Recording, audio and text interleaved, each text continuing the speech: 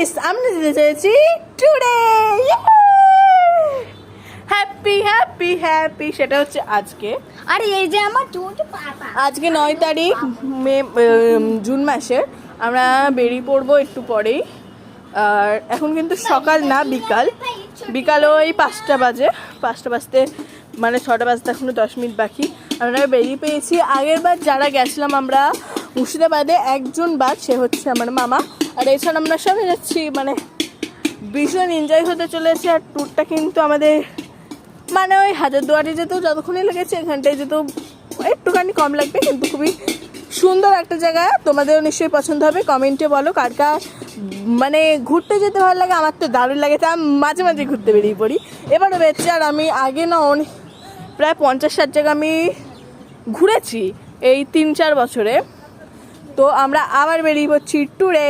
আমরা 2-3 মাস ট্যুর যাইনি, তো এবার আবার আমাদের ট্যুর স্টার্ট হলো। তো আমরা কিন্তু যার জন্য ভীষণ এক্সাইটেড। তো